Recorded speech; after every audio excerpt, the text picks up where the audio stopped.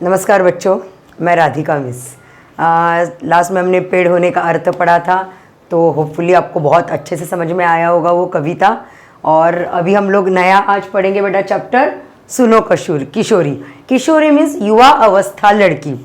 अभी ये लड़की not only girls but also boys के लिए भी, जैसे बोलते हैं ना, एक माँ की सबसे, एक बेटी की सबसे अच्छी दोस्त जो होती है वो अपनी माँ होती है। और माँ की भी उस उम्र में, माँ भी वो उम्र से हो गई है, तो माँ को बहुत नज़दीक से बहुत ज़्यादा बेटी की परेशानियाँ उसे पता होती है। बिकॉज मम्मी भी उस टाइम पे किशोर अवस्था में थी, तो उसने भी ये सफ़र किया है सब कुछ। तो हमारी जो यहाँ पे आज लेखिका है, वो लेखिका श्रीमती आशा रानी वोरा जी, ये अपने बेटी को, जिनका नाम है सुनंदा जी है, शायद आप देखेंगे बाद में, तो अपने बेटी को कुछ कह रही है कि लाइफ में अभी आप किशोर अवस्था में है, जैसे जैसे तू बड़ी होगी वैसे वैसे तुझे क्या क्या, मतलब कौन कौन से दुनिया में कौन फूक फूक के कदम रखने, वो अलग बात है, लेकिन किस तरह से लोग मिलेंगे, तुमको क्या करना है। और भले कितना भी उड़ो, पाश्चात्य संस्कृति, आजकल फॉरेन कंट्री का हम लोग कल्चर ज़्यादा यहाँ पे हम लोग ये कर रहे हैं, हमारी डेली लाइफ में हम लोग सर्वाइव करते हैं उनकी लाइफ, तो ये कितना गलत है। लो, उनका आदर्श भी लेना चाहिए, ऐसे नहीं कि सब कुछ रॉन्ग है, बट जो हमारी भारतीय संस्कृति है, परंपरा है, रूढ़ी है, हमें तो इससे हम छोड़ नहीं सकते, इसका हाथ हमें पकड़े रहना है। और यही हमारी भारतीय संस्कृति की विशेषता है बच्चों, कि ये बहुत पुरातन संस्कृति है और इसी के तहत भारत पवित्र देश नाम से हमारा जग जाहिर है, दुनिया में जाना जाता है अबाउट आवर कल्चर और हमारी संस्कृति। फिर बाद में रूढ़ी है, हमारी ट्रेडिशन जो भी है, संस्कृत पता है आपको, आउट ऑफ इंडिया में कितना ज़्यादा ये सीखने के लिए लोग मतलब एक्साइटेड रहते हैं संस्कृत लैंग्वेज सीखने के लिए। वैसी हमारी राष्ट्रभाषा हिंदी है, तो हमारी इतनी सारी भाषाएं हैं, तो विविधता में एकता, जैसे भारत का एक अनोखा देश बना है, वैसे ही हमारी कल्चर, हमारी रूढ़ी, परंपरा, संस्कृति, यहाँ से भी हमारा देश पहचाना जाता है। और इसी पे आज का टॉपिक है, स्पेशली लड़कियों के लिए ये जो आज का चैप्टर सुनेंगे तो कहीं पे सोचने के लिए मजबूर हो जाएंगे कि यस, मैं मतलब जो करती थी वो गलत करती थी, या जो कर रही हूँ गलत कर रही हूँ, या तो मैं सही हूँ। ये तीन रास्ते आज आपके सामने हैं, सो लिसन केयरफुली बच्चों। देखिए, लेखक परिचय श्रीमती आशा रानी वोरा जी, जिनका जन्म 17 अप्रैल, मैं यहाँ पे जो इम्पोर्टेंट है वो नोट डाउन करती हूँ। ओके बच्चों, श्रीमती आशा रानी वोरा जी का जन्म 7 अप्रैल 1921 को अविभाजित भारत के झेलम जिले के तकवाल तहसील स्थित ग्राम दुल्हा में हुआ है। तब अविभाजित भाग मतलब तब एक था, भारत पाकिस्तान ऐसा कुछ अलग नहीं था, तो वहाँ पे झेलम जिले के तकवाल जिले में 1921 है, तो ऑब्वियसली तब अपना भारत स्वतंत्र नहीं हुआ था, अंग्रेज़ों के जकड़ में था, तो वहाँ पे उनका जन्म हुआ है हमारे आशा रानी वोरा जी का। आधुनिक हिंदी साहित्य में नारी विषयक लेखन में आप अपना अलग स्थान रखती है, ये बहुत इंपॉर्टेंट है। ये सबसे ज़्यादा ये हमारी लेखिका नारी विषयक लेखन ज़्यादा करते हैं। प्रतिष्ठित पत्रिकाओं में आपके लेख धारावाहिक रूप से छपते हैं। विभिन्न क्षेत्रों में अग्रणी रही महिलाओं के जीवन संघर्ष को चित्रित करना और वर्तमान नारी वर्ग के सम्मुख आदर्श प्रस्तुत करना आपके लेखन का प्रमुख उद्देश्य रहा है। तो उनका प्रमुख उद्देश्य क्या है बच्चों, कि वर्तमान नारी वर्ग के सम्मुख, जो आज की नारी है उनके सामने, उनके सम्मुख, उनके सामने आदर्श, आइडल कैसे बने, कौन है जिससे हम इंस्पायर हो जाए, नारियां, लड़कियां, तो ये युवा अवस्था में आपको बहुत काम में आएगी, ऐसे हमारे लेखिका जी कहते हैं। आपकी रचनाओं ने लेखन की नई धारा को जन्म दिया है और हिंदी साहित्य में नारी विमर्श लेखन की परंपराओं को समृद्ध किया है। आप देखिए ना, काल कौन सा 1921 का है, तब उतना ज्यादा औरतों को सिर्फ चूल्हा, घर, बच्चे देखने थे। अभी आज देखते हो कि नारी क्या काम नहीं है जो नारी नहीं कर सकते हैं। आज हर एक स्थान पे, हर एक पद नारी को यहाँ पे प्राप्त होते हैं बच्चों। पर उस दौरान उस जमाने में नारी को इतना महत्व नहीं दिया जाता था। जिस दौरान अपने लेखिका ने लेखन शुरुआत की वो भी नारियों के लिए, नारियों के अग्रणी, वर्तमान में नारी को किसको उद्देश्य रख के अपना प्रमुख कार्य करना चाहिए, इसके लिए उन्होंने लिखना चालू कर दिया था हमारी वोरा जी। आप अनेक प्रतिष्ठित पुरस्कारों से सम्मानित है। आपका निधन 2009 में हो गया। प्रमुख कृतियां: भारत की प्रथम महिलाएं, स्वतंत्र सेनानी लेखिकाएं, क्रांतिकारी किशोरी, स्वाधीनता सेनानी, लेखक, पत्रकार आदि। अरे देखिए यहाँ पे यहाँ से लेके हाँ ये यहाँ तक सब ये वुमेन्स के लिए है, औरतों के लिए ही लिखे उन्होंने ज़्यादा। तो बहुत इंपॉर्टेंट बात है बच्चों यहाँ पे ये वाली लाइन। और फिर सोचिए कि ये पार्ट में जो आज हम लोग पढ़ रहे हैं वो कितना एक्साइटेड और कितना अच्छा रहेगा आपके लिए। अभी नेक्स्ट विधा परिचय है बच्चों यहाँ पे। अनेक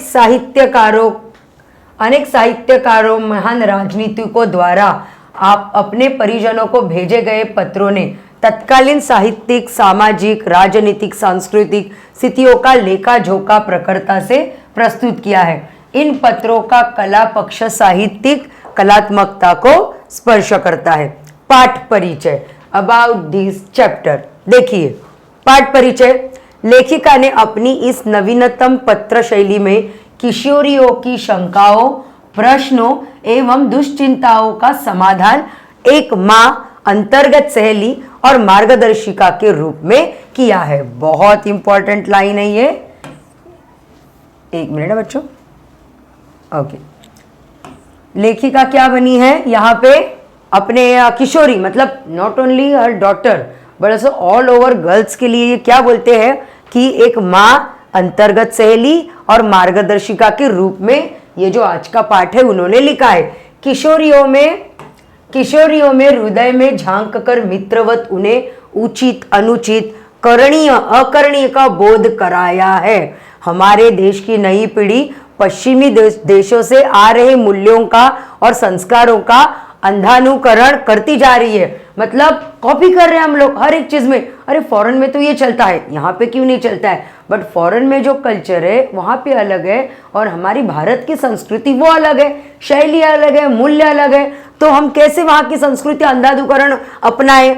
हमारे देश की संस्कृति और परंपराओं को काल बाह्य और त्याज्य मानकर उनकी अवहेलना कर रही है।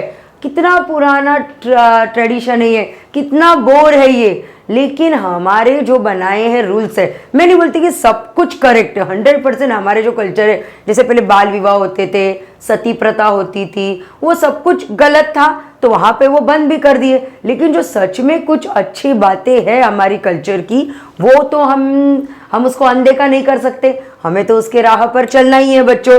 तो क्या कर रहे हैं आजकल की युवा पीढ़ी सब कुछ उसमें लड़के लड़कियां जो भी आ रहे कि हमें भारतीय संस्कृति मंजूर नहीं, ऐसे बोलते हैं और पश्चिमी देशों का अनुकरण कर रहे हैं। हमारे आत्मनिर्भर हो जाने से युवक युवतियों का जीवन के प्रति बदला दृष्टिकोण, विवेकहीनता और जल्दबाजी में लिया जाने वाला निर्णय नई पीढ़ी का जीवन सौंदर्य नष्ट कर रहा है। देखिए कितना अच्छा लाइन है ये कि अब हम लोग सब जैसे नहीं, सॉरी यहाँ से नहीं, बच्चों आत्मनिर्भर, जैसे हम लोग आत्मनिर्भर इंडिपेंडेंट हो रहे हैं सब। आज मैंने जैसे बोला लड़कियां लड़के दोनों भी आज एक दूसरे के हाथ में हाथ दे के दूसरे के एक साथ दोनों भी अर्न कर रहे हैं मनी। ना बेटा बड़ा ना बेटी बड़ी, कुछ भी नहीं है। तो जैसे इक्वालिटी है गर्ल्स एंड बॉयज़ में, पर हम लोग इसमें क्या कर रहे हैं, हमारा दृष्टिकोण जो है वो चेंज हो रहा है। हमारा फोकस जो है हम लोग अलग दिशा में भटक रहे हैं। हम लोग विवेकहीनता, हमारा बुद्धि, हमारी सोचने की क्षमता हम लोग जल्दबाजी में खो देते हैं और इससे वजह से हम लोग कुछ ना कुछ गलतियां कर बैठते हैं। निर्णय नई पीढ़ी का जीवन सौंदर्य नष्ट कर रहा है। लेखिका के अनुसार नए मूल्यों को भारतीय संस्कृति की परंपराओं और संस्कारों की भूमि पर उतारकर स्वीकार करना होगा। ये मस्ट है, आपको स्वीकार करना होगा। यही हमारा भारत की संस्कृति है, यही हमारी और यही रूढ़ी है, यही परंपरा है। जब तक आप ये स्वीकार नहीं करोगे, उस रास्ते से नहीं चलोगे, तो आपका विनाश तय है।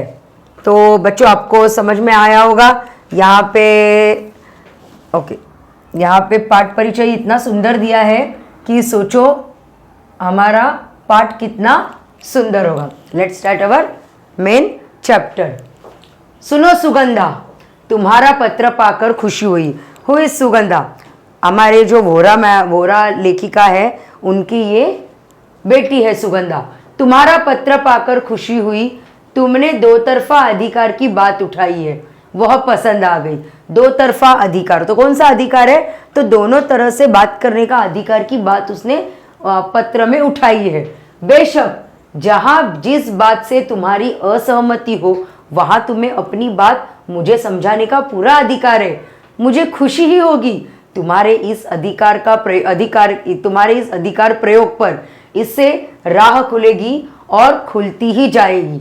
जहां कहीं कुछ रुकती दिखाई देगी वहां भी परस्पर आदान प्रदान से राह निकाल लिए जाएंगे। कुछ ऐसा प्रॉब्लम नहीं है कि जिसका हल हो ही नहीं सकता है। तो हमारी लेखिका सुगंधा को यही बता रही है कि आदान प्रदान से गिव एंड टेक, तो दो कुछ बातें तुम दो मुझे बातें बताओगी तो उसका सोल्यूशन मैं तुम्हें बता सकती हूँ।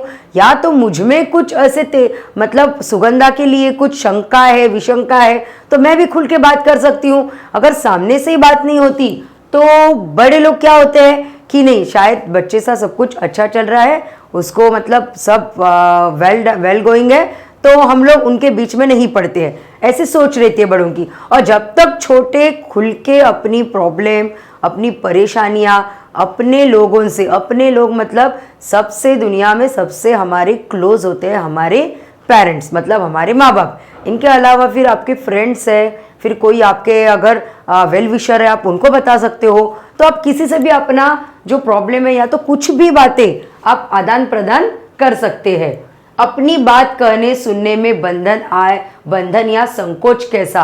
अपनों के बीच में कॉन्वर्सेशन बिल्कुल होना नहीं चाहिए, कभी भी नहीं होना चाहिए। यहाँ पे हमारी लेखिका वही बता रहे।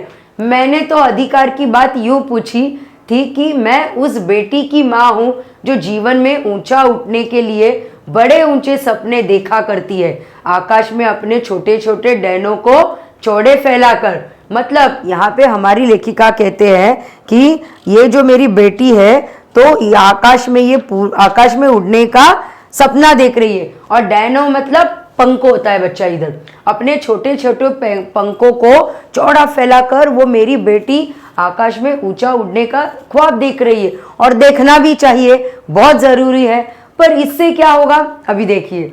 धरती से बहुत ऊंचाई में फैले इन डैनों को यथार्थ से दूर समझकर भी मैं काटना नहीं चाहती। भले माँ से, पेरेंट्स से, बच्चे कहीं पे भी अभी आउट ऑफ इंडिया जाते हैं, बच्चे दूसरी सिटी में पढ़ने के लिए जाते हैं, तो माँ बाप बोल देते हैं क्या बच्चों कि नहीं अभी तू गया, अभी हमारे पास तो नहीं रह सकता, छोड़ दो, हम पूछेंगे नहीं, तू हमें पूछेंगे नहीं। कभी भी नहीं। यही हमारी भारतीय संस्कृति है। संस्कृति मतलब आपको जो कुछ गलत बताए वो अलग बात है। संस्कृति मतलब क्या? हम हमारे गांव से, हमारे परिवार वालों से हम लोग जुड़ के रहते हैं, आपसी हमारे संबंध जो है वो बनाए रखते हैं। तो धरती से कितनी भी ऊंचाई फैले इन डैनों को, मतलब कितनी भी उड़ जाए, तेरे पंखों में बहुत ज्यादा बल है और तू बहुत उड़ जाए, मुझे दिखाई भी ना दे सुगंधा, तो अपने वोरा जी लेखिका कहते हैं क्या मैं उसके समझ के मैं अपने भी काटना नहीं चाहती, यथार्थ से दूर समझ के भी मैं काटना नहीं चाहती डैनों को, मतलब इन पंखों को काटना नहीं चाहती हूँ, केवल उनकी डोर मजबूत करना चाहती हूँ कि अपनी किसी ऊंची उड़ान में वो लड़खड़ा न जाए। देखो कितना सुंदर रहता है, जैसे पतंग की डोरी हाथ में रहती है, पतंग कितना भी उड़े, हम लोग पतंग को उड़ने देंगे, जितना चाहे उतना मर्जी वो खुले आकाश में उड़े, बट डोर अगर अच्छे से किसी के हाथ में रहेगी तो कोई अगर पतंग को वहां पे अपने काट रहा है या पतंग पता चला है कि हवा से झुलस रहा है, तो हम लोग वहां पे थोड़ा सा वो मांझा जो है, अभी मुझे पता नहीं वो पतंग का क्या बोलते हैं, मांझा ही बोलते हैं, यस, तो वो मांझा हम लोग उसको ये करके क्या बोलते हैं बच्चा, बांध के, हाँ लपेट के, यस लपेट के, मैं स्टूडेंट गिवन सर, तो वो लपेट के मांझा हम लोग उसको वापस से उड़ने का मौका देते हैं। तो हमारी लेखिका यही कहते हैं कि मैं सिर्फ वो जो डोर है मैं वो पकड़ना चाहती हूँ। क्यों? तो कभी तुझे कुछ प्रॉब्लम आए, तुझ परेशानी आए, तो वहां पे तू तुझको अकेली नहीं समझेगी। क्योंकि मेरी मम्मी मेरे साथ है, मैं उनसे सब बातें कहती हूँ, तो जो भी परेशानियां हैं मेरे मम्मी भी मेरे साथ है, तो हम दोनों मिलके वो परेशानी का हम लोग अच्छे से मुकाबला कर पाए। नॉट ओनली मुकाबला बट वो परेशानी हम लोग मिटा सके। बस यही एक माँ की इच्छा होती है। इसीलिए कहना चाहती हूँ कि उड़ो बेटी उड़ो, पर धरती पर निगाह रख कर। यस, धरती पर निगाह रखना, इसका अर्थ होता है हमेशा अपनों के लिए सोचना। धरती पर निगाह रखना, वास्तविकता से जुड़े रहना। तो वास्तविकता मतलब डाउन टू अर्थ रहना। अभी सपोज मैं अभी 12th मतलब डिग्री तक, उसके पहले नौकरी मिलने तक एकदम ओके थी, सब परिवार वालों से जुड़ गई। अचानक से मुझे बहुत अच्छी नौकरी मिल गई, मैं बहुत अच्छी अभी सैलरी ले रही हूँ, तो ऐसे नहीं ना, मैं कौन परिवार कौन दोस्त ऐसे तो कोई नहीं करता है ना। तो हमारी लेखिका यही कहना चाहती है कि आपको धरती पर निगाह रखनी है, वास्तविकता से जुड़े रहना है। कहीं ऐसा ना हो कि धरती से जुड़ी डोर कट जाए और किसी अनजाने अवांछित स्थल पर गिरकर डैने क्षत विक्षत हो जाए। तो ऐसा नहीं हो कि तू उड़ रही है और हमने छोड़ दिया। तो आप सोचो, पतंग उड़ रही है, आपने मांझा काट दिया, पता चलेगा आपको पतंग, आपको पता है कि मेरी पतंग हवा में उड़ती रहेगी? नो, वो नीचे गिर जाएगी। पता नहीं, कोई लेगा, कोई गिरेगी तो कोई निकाल के वो दूसरा खेल लेगा पतंग को। लेकिन अगर कहीं पे अटक गई, फट गई तो इसके लिए हमें डर लगता है ना, तो हम लोग पतंग को अच्छे से खेलते हैं। तो यहाँ पे तो बात है इंसानों की। तो यहाँ पे माँ यही कह रही है कि मैं इसके लिए डोर भी पकड़ना चाहती हूँ। मतलब आपको पेरेंट्स पूछते हैं ना, आपको बहुत बुरा लगता है, स्पेशली आपकी ये एज में, आप कहाँ जाते हैं, क्या करते हैं, फोन पे क्या करते हैं, बट ये केयरिंग रहती है बच्चों, ये माँ बाप की ये केयरिंग है कि आई एम ऑल्सो मदर। तो मेरी बच्ची के लिए, मेरे बच्चों के लिए मुझे ये केयरिंग है कि मेरे बच्चों का कुछ बुरा ना हो। क्योंकि हमने देखी है दुनिया, ये तो आप एक्सेप्ट कर सकते हो ना कि आपसे दुनिया हमने थोड़ी तो ज्यादा देखी है, तो क्या बुरा है क्या अच्छा है, ये ऐसे माँ बाप को लगता है कि मेरे बच्चों को समझ नहीं आता है। बट ओके, आप बहुत अच्छे बच्चे हैं, आई नो, आप सब कुछ बहुत अच्छे से आप अपने लाइफ गुजारते होगे, फिर भी हर एक माँ बाप की इच्छा रहती है कि जो भी मेरे बच्चे के साथ हो रहा है तो वो मुझे समझे, कि उसके लाइफ में क्या चल रहा है, तो मैं ये जान सकूं। ओके, तो क्षत विक्षत ना हो जाए। क्षत विक्षत का अर्थ होता है बुरी तरह से घायल, लहू लुहान ना हो जाए। ऐसा नहीं होगा क्योंकि तुम एक समझदार लड़की हो, फिर भी सावधानी तो अपेक्षित है। मैं जैसे मैंने अभी बोला, देखो ये तो अभी बाद में लाइन आई कि वो बोलती कि ऐसा नहीं कि आप ऐसे सोच रहे हो कि नहीं तू गलत ही है, तेरे साथ बुरा ही होगा, नो, बट यहाँ पे प्रिकॉशंस लेना जरूरी है और मैं तेरे लिए बहुत ज्यादा अलर्ट हूं, ऐसे हमारी यहाँ पे लेखिका जी कहती है। अभी देखो, यही सावधानी का ही संकेत है कि निगाह धरती पर रखकर उड़ान भरी जाए। उस धरती पर जो तुम्हारा आधार है, उसमें तुम्हारे परिवेश का, तुम्हारे संस्कार का, तुम्हारी सांस्कृतिक परंपरा का, तुम्हारी सामर्थ्य का भी आधार जुड़ा होना चाहिए। मैं और तुम, ये दोनों बातें जरूरी नहीं। जहां पे आप जा रहे हो, जिस चोटी को आप छू रहे हो, आप उड़ रहे हो, तो वहां पे सिर्फ एक माँ, एक परिवार और एक लड़की और ये लड़का, इतने इंपॉर्टेंट नहीं। तो हमें किस किस चीज का ख्याल रखना है? तो परिवेश का, परिवार का, संस्कार का, जो भी माँ बाप ने दिए हैं संस्कार, वो तुम्हारी सांस्कृतिक परंपरा, हमारी देश का कल्चर ट्रेडिशन, सामर्थ्य का, तुझमें कितना सामर्थ्य है। सामर्थ्य बहुत जरूरी है। सामर्थ्य है तो आज नारियां इतना आगे गई है, नहीं तो सामर्थ्य नहीं। और हर एक नारियों में, फिर वो कोई भी देश की हो, कोई भी राष्ट्र की हो, हर एक नारी सामर्थ्यवान ही होती है। बट क्या होता है, डर होता है, एक मतलब एक फैमिली बैकग्राउंड होता है कि कुछ नारियों को उड़ने का मौका मिलता है और किसी के पंख काट दिए जाते हैं, लेकिन हर नारी सामर्थ्यवान होती है। हमें पुरानी जर्जर रूढ़ियों को तोड़ना है, अच्छी परंपराओं को नहीं। एग्जैक्टली जैसे मैंने बताया था कि बाल विवाह, सती परंपरा, फिर हस्बैंड मरते थे तो कोई जगह पे बाल काट देते थे औरतों के, ये बहुत बहुत ज्यादा होता है। मैं महाराष्ट्र में होता था ना, तो ये सब गलत है। तो ये गलत है, तो वहां पे हमने इस परंपरा को, इस रूढ़ी को तोड़ना है। बट जो हमारी अच्छी ट्रेडिशन है, हमें उन्हें छोड़ना नहीं है। परंपरा और रूढ़ी का अर्थ समझती हो ना तुम? नहीं, तो इस अंतर को समझने के लिए अपनी सांस्कृतिक आधार पर से संबंधित साहित्य अपने कॉलेज, पुस्तकालय से खोजकर लाना। पुस्तकालय मतलब लाइब्रेरी। तो बोलते हैं कि आपको संस्कृति, अच्छा ठीक है, मैं भी करियर वुमन हूँ, तुम भी कॉलेज में बिजी रहती हो, ओके चलो हमारा कॉन्वर्सेशन नहीं होता है, मैं अच्छे से नहीं समझा सकती हूँ, बट ओके ना, अभी आपको तो लाइब्रेरी वगैरह भी जाने की जरूरत नहीं, फोन में सब कुछ है।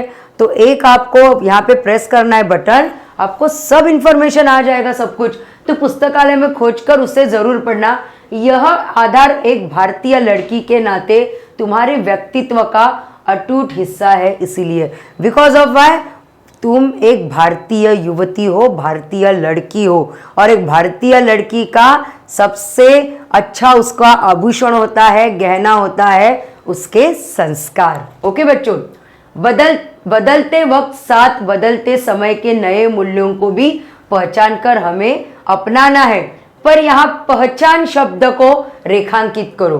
बिना समझे, बिना पहचाने कुछ भी नया अपनाने से लाभ के बजाय हानि उठानी पड़ सकती है। अगर मुझे पता ही नहीं किस चीज के बारे में, अभी लैपटॉप मुझे आता ही नहीं, मैंने हैंडल करना, मैंने उसको हैंड ओवर किया, या तो मैं यूज कर रही हूँ, तो फिर मैं अच्छे से यूज कर पाऊंगी लैपटॉप? No, exactly not. तो वहां पे कुछ भी मैं प्रेस करके बटन, वो लैपटॉप को खराब कर दूंगी। तो यहाँ पे हमारी लेखिका है वस्तु के लिए नहीं, यहाँ पे ये आया है इंसानों के लिए, कि ये दौरान कोई एक मतलब अभी खुल के तो नहीं बोल सकती मैं, लेकिन हम आपके लाइफ में कुछ नए लोग आते हैं, कोई आपके पसंदीदा रहते हैं, कोई आपको अनचाहे परेशान करते हैं। तो यहाँ पे लेखिका हमारी यही बताती है कि पहचान शब्द को रेखांकित करो।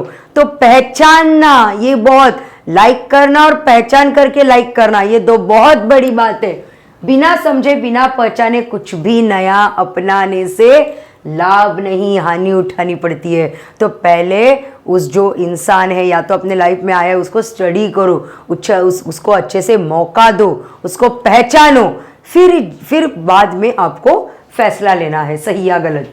पश्चिमी दुनिया का हर मूल्य हमारे लिए नए मूल्यों का पर्याय नहीं हो सकता है। हमारे बहुत से पुराने मूल्य अब इतने टूट फूट गए हैं कि उन्हें भी जैसे तैसे जोड़कर खड़ा करने का मतलब होगा अपने आधार को कमजोर करना, या यूं भी कह सकते हैं कि अपनी अच्छी परंपराओं को रूढ़ी में डालना। तो जो भी अच्छी परंपराएं थी, तो क्या कर रहे हैं हम लोग, इसको अरे ये पुरानी है, ये जर्जर है, इसका नाम देके उसको परंपराओं को रूढ़ी बना रहे हैं, और वो भी गलत रूढ़ी। करने वाले कौन है?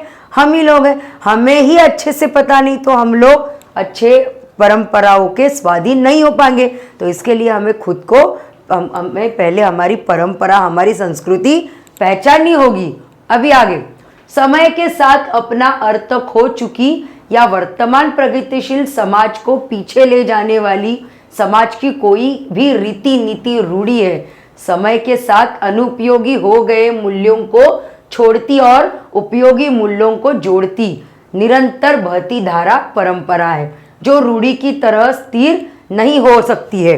परंपराओं के लिए कितना अच्छा अर्थ बताया है हमारी लेखिका ने, कि समय के साथ जो अनयूजफुल है उसको, उस मूल्यों को छोड़ने का काम और उपयोगी मूल्यों को जोड़ने का काम, यही परंपरा का नाम है बेटा। और यही परंपरा आगे हमको स्थिर रखनी है बच्चों। अभी आगे, यही अंतर है दोनों में। रूढ़ी स्थिर है, परंपरा निरंतर गतिशील है। बुरी बात जो है वो वही तक अटकी रहती है, वो स्थिर रहती है, और परंपराएं जो है वो हमेशा गतिशील रहती है, मतलब मूवेबल रहती है, या यहाँ से अगर वो अच्छी परंपरा है तो वो वक्त के साथ आगे आगे गतिमान होती है। अगर वहाँ पे हमें फायदा नहीं है, या तो उस मूल्यों का हमें कुछ भी उपयोग नहीं है, तो हम उसको रूढ़ी बना के वहाँ पे स्थिर कर देते हैं। अभी आगे, जो हर सड़ी गली रूढ़ी को किनारे फेंकता और हर भीतरी बाहरी देशी विदेशी उपयोगी मूल्यों को अपने में समेटता चलता है। इसीलिए मैंने पहले ही कहा है कि अपने टूटे फूटे मूल्यों को भरसक जोड़कर खड़ा करने से कोई लाभ नहीं होता है बच्चों। यहाँ पे आज नहीं तो कल वे जर्जर मूल्य बरहरा कर गिरेंगे ही। मैंने जैसे बोला कि टूटे हैं, ये मेरे यूजफुल नहीं है, ये मेरे किसी काम के नहीं है, ऐसे समझ के हमने जबरदस्ती वो चीज हम पर लानते हैं तो वो कहीं ना कहीं बरहरा कर गिरती है। नेक्स्ट बच्चों, इसी तरह पश्चिमी मूल्य भी जो हमारी धरती के अनुकूल नहीं है, जो के त्यों यहाँ नहीं उगाए जा सकते। जो हमारे मूल्य है वो हमारे हैं और जो हमारे नहीं, तो यहाँ पे हमको लाने की बिल्कुल भी यहाँ पे जरूरत नहीं है और उसकी कुछ फायदा भी नहीं होने वाला है, नुकसान नहीं होने वाला है हमारा। अभी आगे, जो तो वे पौधे फलीभूत नहीं होंगे तो जल्दी झड़ जाएंगे, वे फल हमारे किसी काम के नहीं है। ओके, हम लोगों ने लाए भी फॉरेन कल्चर, फॉरेन की जो ट्रेडिशन है यहाँ पे भी हम लोग जबरदस्ती लेके भी आए, तो क्या होगा, वो जल्दी से झड़ जाएंगे और हमारे किसी काम के नहीं रहेंगे। मुझे लगता है पत्र का यह अंश आज तुम्हारे लिए कुछ भारी हो गया होगा। तो जो भी मैं बातें बता रही हूँ तो तुम्हारे लिए थोड़ा सा भारी, मतलब तुम्हें लग रहा होगा कि माँ आज कितनी भारी भरकम बातें कर रही है। बेहतर है अपनी संस्कृति व परंपरा को ठीक से समझने के लिए फुर्सत के समय इससे संबंधित साहित्य पढ़ना, इसीलिए कि यह बुनियाद जानकारी हर भारतीय लड़की के लिए जरूरी है। ऑब्वियसली हर एक भारतीय लड़की के लिए यह जानना बहुत जरूरी है कि मेरे लिए क्या अच्छा है, क्या बुरा है, हमारे संस्कार, हमारे परंपराएं हमें आगे क्या सिखाते हैं और हमें क्या करने की आज्ञा देते हैं, यही हमें करना है। मतलब बड़े बुजुर्गों का कहना है। अभी परंपरा बोलोगे मिस परंपराएं मतलब क्या परंपरा है? ओके, आपके जो बड़े बुजुर्ग हैं उनसे पूछिए, उनके कहे मार्ग पर चलिए, देखो आपको कुछ भी जिंदगी में हानि नहीं होगी, जिससे वह अपनी धरती, अपनी जड़ों के अच्छी तरह। देखिए यहाँ तुम्हारी सहेली रचना के संदर्भ में यह प्रसंग इसीलिए कि वह सीमा रेखा को नहीं समझ पा रही है। सुगंधा की सहेली है रचना, तो उसके संदर्भ में बहुत इंपॉर्टेंट है बच्चों ये पैराग्राफ। एज अ पर्सनली भी मैं बता रही हूँ कि बहुत केयरफुली रीड, आप यहाँ पे रीड भी करो और मुझसे सुनो भी, स्पेशली गर्ल्स। ओके, एक रचना का ही संघर्ष नहीं है, यह एक पूरी पीढ़ी का संघर्ष है। नई पीढ़ी पुराने मूल्यों को तो काट फेंकना चाहती है, पर नए मूल्यों के नाम पर केवल पश्चिमी मूल्यों को ही जानती पहचानती है। देखिए हमको नया करना है, बट नया करना है तो ओन आप कुछ यहाँ पे इनोवेट करो, ओन थिंक करो, आपको किसी को कॉपी करने की जरूरत नहीं है। और जो अननेसेसरी है उसको तो बिल्कुल भी आपको कॉपी नहीं करना है। केवल पश्चिमी मूल्यों को ही जानती पहचानती है, कहे उधार लिए मूल्यों से ही काम चला लेना चाहती है। नए मूल्यों के निर्माण का दमखम अभी उसमें नहीं आया है। एक युवती में सुनो, नए मूल्यों का निर्माण करना है तो नए ज्ञान विज्ञान को पहले अपने धरती पर टिकने देना चाहिए। बस हम यही नहीं करते हैं। अपनी सामर्थ्य और अपनी सीमाओं में से ही उसकी पगडंडी काटनी होगी। यह पगडंडी काटने का साहस ही पहले जरूरी है। नई चौड़ी राह उसी में से खुलती दिखाई देगी। तुम अपनी सहेली रचना को यह समझाओ कि क्रांति की बड़ी बड़ी बातें करना आसान है, कोई छोटी सी क्रांति भी कर दिखाना कठिन है। बातें करना बहुत आसान है, बट खुद कुछ करना, खुद से शुरुआत करना, ये बहुत बहुत ज्यादा मुश्किल काम है। बट मुश्किल है, इम्पॉसिबल बिल्कुल नहीं है। फिर आगे, और एक ही झटके में यूं टूट हार कर बैठ जाना तो निहायता मूर्खता है। फिर अभी तो वह प्रथम वर्ष के पूर्वार्ध में ही है, अभी से उसे ऐसा कोई कदम नहीं उठाना चाहिए। जरूरी हो तो सोच समझकर वे अपनी दोस्ती को आगे बढ़ा सकती है। यहाँ पे जो हमारे रचना है, रचना नाम की लड़की है, वो किसी युवक के प्रेम में हो शायद से पड़ गई है। तो इसकी वजह से यहाँ पे हमारी लेखिका ने अपने सुगंधा को बता रहे कि रचना का जो कदम है वो देखो, ऐसे नहीं बोलते कि वो गलत है, बट उनका कहना कितना सही है। आप देखिए, कॉलेज जीवन की पूरी अवधि में वे निकट मित्रों की तरह रहकर एक दूसरे को देखे जाने। पहले आपको क्या करना चाहिए, ऑब्वियसली आपको कोई पसंद है तो नॉट इशू, लेकिन कॉलेज के जीवन में पूरे समय में आपको एक close friend, as a close friend आपको एक दूसरे को जानने का, समझने का मौका देना चाहिए। जांचे परखे, एक दूसरे की राह का रोड़ा नहीं, प्रेरणा और ताकत परस्पर प्रेरणा बनकर परस्पर विकास में सहभागी बने। देखो बच्चों कि नहीं मैं तुझे ये नहीं करने दूंगा, मैं तुझे ये नहीं करने दूंगी, ऐसा नहीं होना चाहिए। एक दूसरे की हिम्मत, एक दूसरे के साथ एक दूसरे की प्रेरणा और एक दूसरे की ताकत में परस्पर विकास में सहभागी बने, वही अपना सच्चा साथी है। Always remember. फिर अपनी पढ़ाई की समाप्ति पर भी यदि वे एक दूसरे के साथ पूर्ववत लगाव महसूस करते हैं, उन्हें लगे कि निकट रहकर सामने आई कमियों गलतियों ने भी उनकी दोस्ती में कोई दरार नहीं डाली है, तो वे एक दूसरे को उनकी समस्त खूबियों कमियों के साथ स्वीकार कर अपना ले। देखा, मतलब ऑलमोस्ट 3 इयर्स जाने चाहिए। हम लोग क्या करते हैं, 3 दिन में कोई अगर पसंद आए तो हम लोग उसको प्रपोज करते हैं, या तो जो भी आपकी प्रोसीजर। अभी आप नेक्स्ट जनरेशन के बच्चे हो तो पता नहीं अभी आप क्या क्या किस प्रकार से आप आगे की बात आप बढ़ाते हो, बट हमारी लेखिका कहती है कि सही टाइम क्या है, तो वो अवधि में 3 साल की अवधि में आप पढ़ाई पहले अपने पैरों पर खड़ा होना चाहिए, आपको अपनी पूरी पढ़ाई करनी चाहिए। नहीं तो हमारा जो ध्यान है पूरी तरह उसी में लग जाता है कि वो क्या कर रही है, वो क्या कर रहा है, ऐसे। लेकिन हमें उनकी खूबियों कमियों के साथ हमें स्वीकार करना है और उन्हें आगे जाने की प्रेरणा देनी है। लड़की है तो वो लड़के को प्रेरणा देनी है कि तू भी कर सकता है ये काम, तू भी एक मतलब जो भी वो अपने जिसमें भी साइंस में है, कॉमर्स में है, आर्ट्स में है, तो उसको अच्छे से उसकी प्रेरणा देनी है और उसके साथ रहकर सभी परेशानियों का सामना करना है, उसकी ताकत बनना है। स्वीकार कर अपना ले, उस स्थिति में गई या कथित क्रांति न कठिन होगी न असफल। उस टाइम में जो ये काम करते रुकने का, फिर भी 3 साल में आप में गुड क्वालिटीज, बैड क्वालिटीज उसने, लड़की ने या लड़के ने देख लिया, फिर भी उसको आप मंजूर हो, जैसे हो वैसे, तभी आपको उसके बारे में सोचना है और यही रिश्ता कायम रहता है बच्चों। ओके, अभी ये देखिए, मेरी राय में रचना को, एक मिनट है बच्चों, मेरी राय में रचना को और उसके दोस्त को तब तक धैर्य से प्रतीक्षा करनी चाहिए, इस बीच वे पूरे जतन के साथ एक दूसरे के लिए स्वयं को तैयार करे।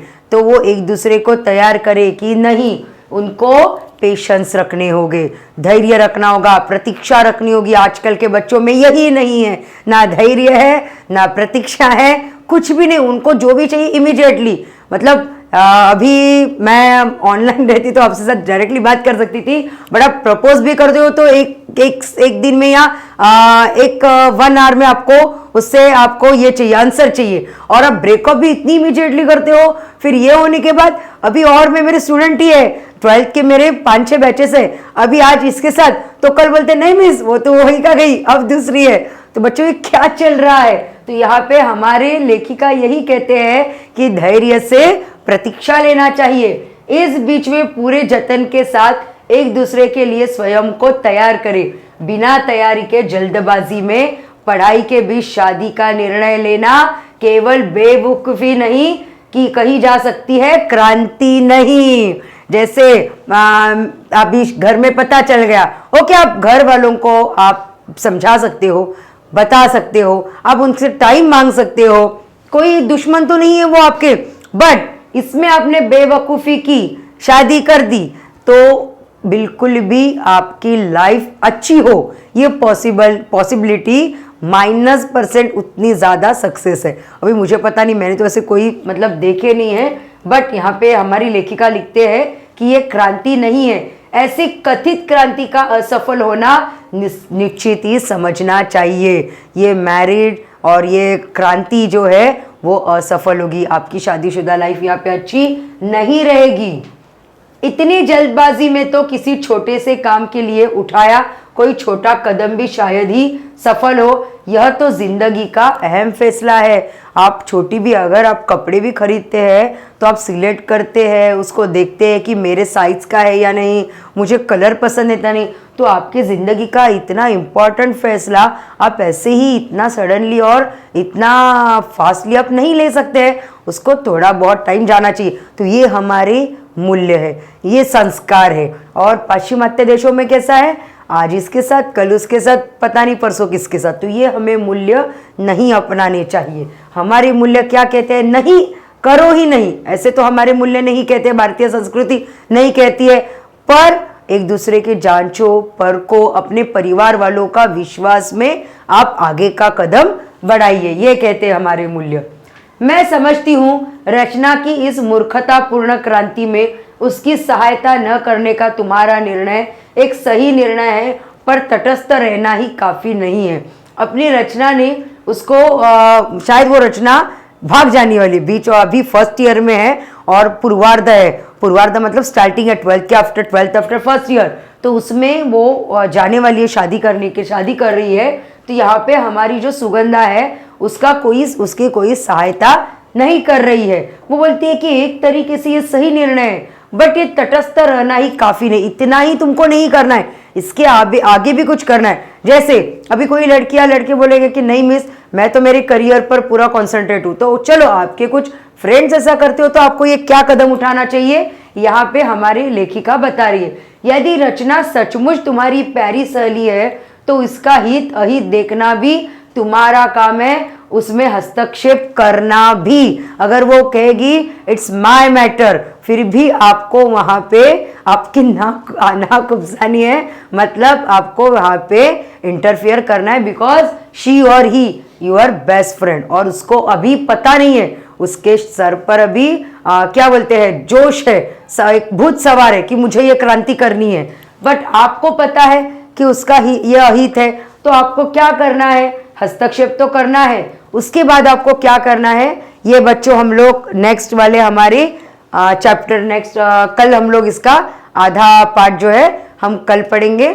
आज के लिए यहाँ तक ही है, आप देखना। और बहुत अच्छा चैप्टर है, आप भी मतलब आप सोच रहे हो कि मिस थोड़ा सा आगे थोड़ा ही है, आप पढ़ाते जाइए। बट बच्चों मुझे थोड़ा दूसरा लेक्चर है तो मैं वो करती हूँ लेक्चर, और मैं कल ये आधा पार्ट में ज़रूर पढ़ाऊँगी। बाय बच्चों, धन्यवाद।